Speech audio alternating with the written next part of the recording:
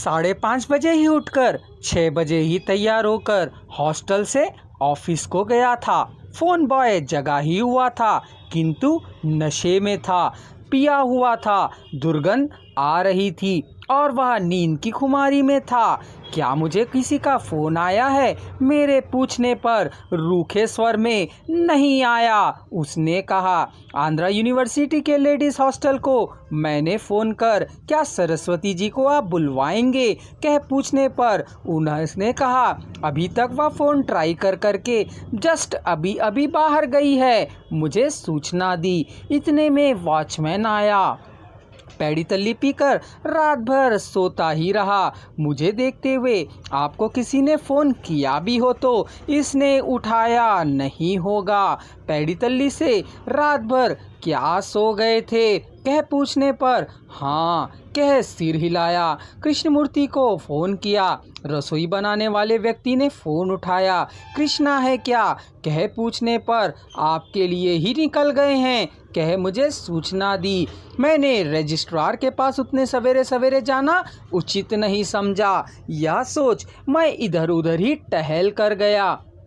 तभी वॉकिंग से आकर क्या बात है कह उन्होंने पूछा। मेरी अम्मा कह मैं रुक गया। क्या पीए ने नहीं बतलाया? उन्होंने मुझसे प्रश्न किया। वह कुशल पूर्वक हैं सर, मैंने पूछा। कह मेरे फिर पूछने पर वह तंदुरुस्त हैं। रात को ही दोनों प्रिंसिपलों से फ़ोन आया। दोनों ने पंखा ज्वेलर्स को भिजवाया।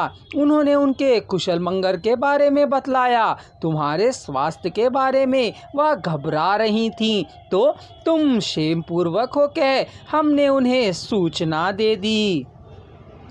मुझे रुलाई रुक नहीं रही थी। रो मत, तुम बच्चे नहीं हो, मर्द हो। सब कुछ धैर्यपूर्वक सहन करते रहना है। माँ के मर जाने पर भी परीक्षा लिखूंगा कहा था। यह है धैर्य का मतलब। परीक्षाएं अच्छी तरह से लिखो।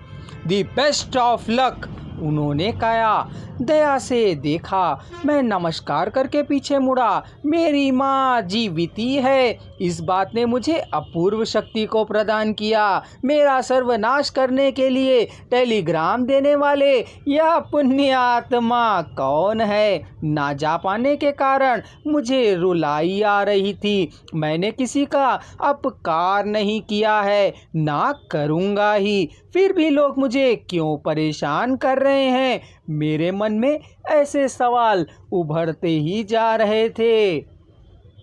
एक सामान्य हरिजन चमार आदमी को पढ़ने के लिए क्या इतनी तकलीफ़ें उठानी पड़ती हैं? मेरे लिए यह दुनिया भूखे बागों वाले कटघरे की तरह है। मेरी तपन ने इस कटघरे में प्रवेश करने जैसा किया है। कौन सा बाघ कब पंजा मारेगा पता नहीं है। बाघों को भी क्या मनुष्य से डर लगता है, दया रहता है, सावधान होता है। मनुष्यों का बाघों से भी क्रूर होना कैसी नीति है। जितना सोचता जाता हूँ उतना हृदय छटपटाने लगता है।